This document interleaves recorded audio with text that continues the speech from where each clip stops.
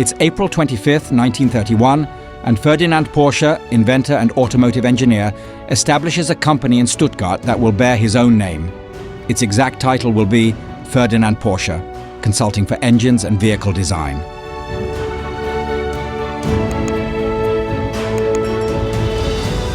Today, nearly a century later, Porsche models are recognized worldwide. They've become synonymous with powerful and luxurious sports cars, and many automotive enthusiasts simply adore them.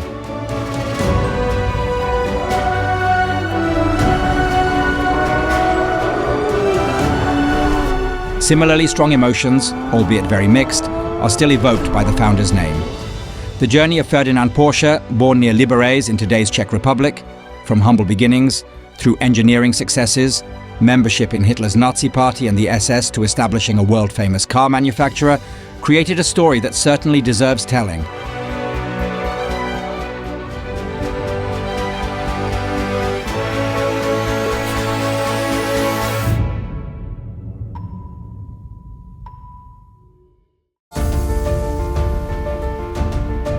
Ferdinand Porsche was born in Vratislavice, then called Maffersdorf in the Sudetenland, a Czech region historically inhabited by Germans.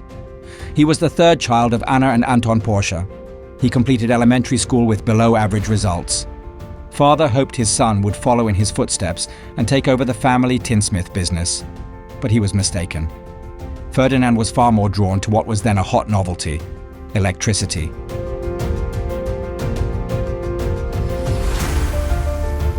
He first enrolled in electrical engineering courses at the Liberec Technical School, and when he turned 18, he left for Vienna to gain experience, joining United Electric Works. At the company, which was responsible for the electrification of Imperial Schönbrunn Palace, the talented young man quickly worked his way up from an assistant to head of the development department. However, the first turning point in his life would come 5 years later.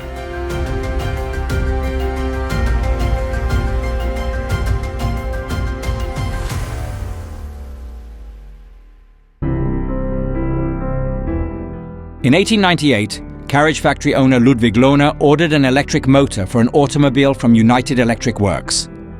Within a few months, Ferdinand Porsche created a revolutionary design solution which became known as the Lohner-Porsche system. It was an electric motor without external transmissions, shafts and chains typical of the time, but built directly into both front wheels. Ludwig Lohner was thrilled and in 1899 appointed Porsche as chief designer of his company.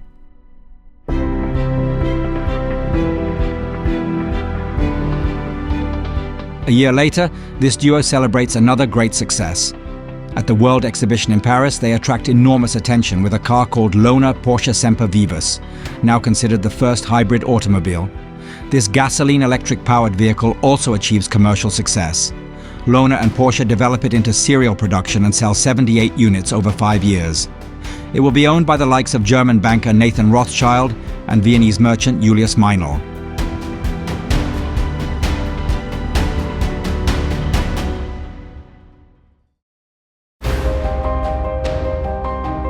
Vienna influenced not only Ferdinand's professional, but also his personal life.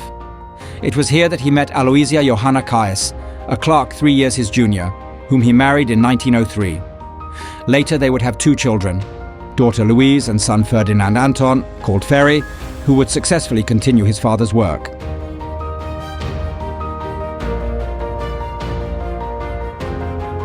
In 1906, after disagreements with Lohner, Porsche moves to rival car manufacturer Austro-Daimler. There, electric cars are being pushed out by more powerful gasoline engines.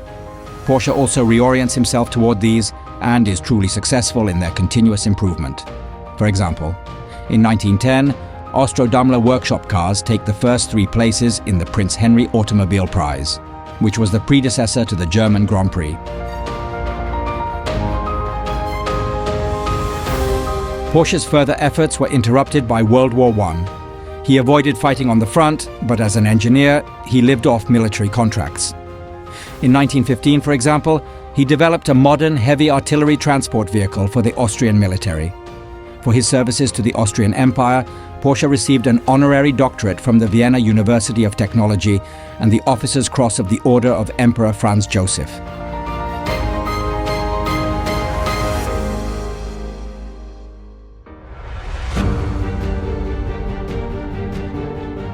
The post-war world experiences massive automotive development.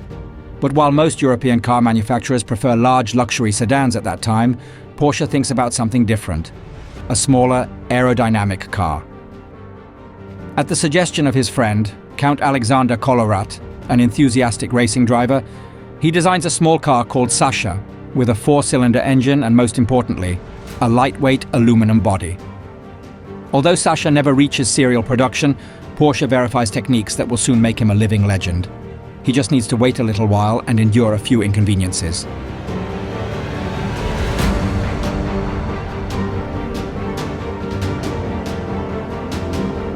First, he begins to have disputes with the majority owner of Austro-Daimler, financier Camillo Castiglioni, who fires him after 17 years of work. Porsche thus spends the following years employed by various European car manufacturers. However, the pattern is always the same. After initial enthusiasm from the owners come disputes, and then dismissal. At 56, Ferdinand Porsche therefore decides on a radical step. In April 1931, during the height of the Great Depression, in Stuttgart he establishes his own company. He receives financial support from his son-in-law, Austrian lawyer Anton Piech, and businessman and racing driver Adolf Rosenberger. Porsche also attracts several of his former colleagues to the new company, including the brilliant automotive designer Erwin Kommender.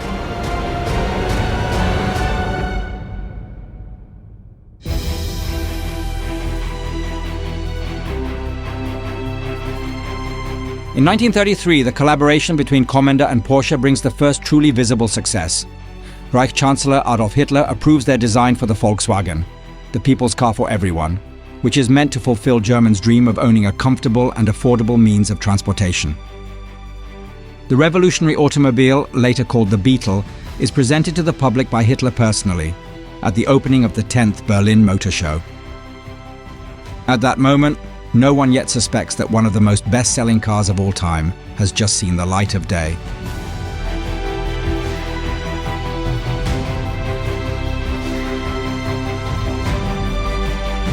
For its production, neither money nor human resources are spared. Starting in May 1938, the most modern automobile factory of its kind in Europe is built near Fallersleben in Lower Saxony, along with an entire new city, today's Wolfsburg. Concentration camp prisoners and later forced laborers and prisoners of war are used to construct both.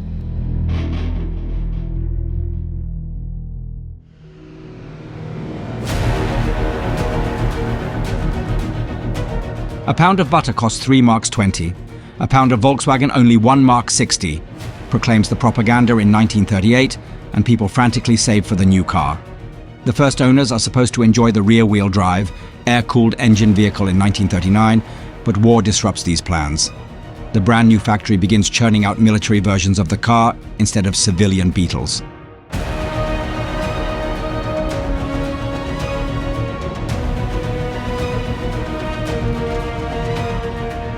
At Hitler's urging, Porsche renounces his Czechoslovak citizenship and in 1937 becomes a member of the Nazi Party.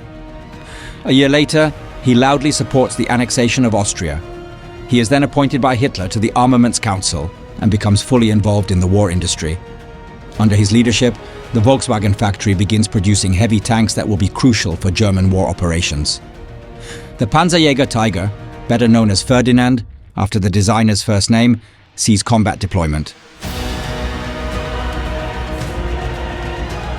The Nazi regime publicly celebrates Porsche, with propaganda calling him the great German designer. Simultaneously, Porsche receives numerous Nazi awards for his work. He becomes a bearer of the War Merit Cross and the Death's Head Ring. In January 1942, he becomes an SS member, where he obtains the honorary rank of Oberführer. In January 1945, Porsche already realizes the war is lost. Together with his daughter Louise and son Ferry, he therefore retreats to Gmund, Austria, where he had previously relocated his design office.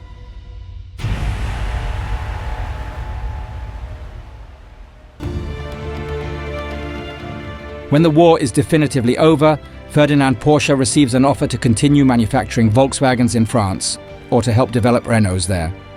However, the project falls after Porsche's arrival in France.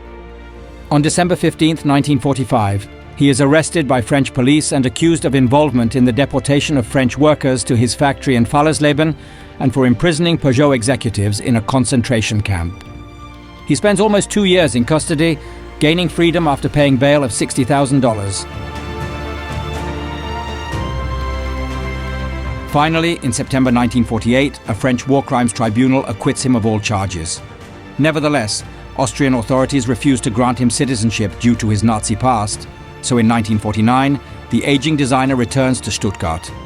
There, he begins collaborating with his son Ferry on the prototype of the first sports car that will bear their family name, the legendary Porsche 356.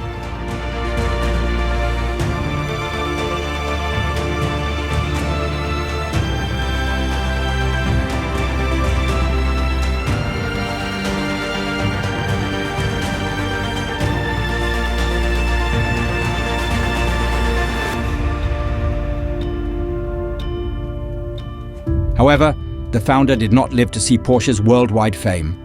Ferdinand Porsche died of a heart attack in Stuttgart on January 30th, 1951. He was 75 years old.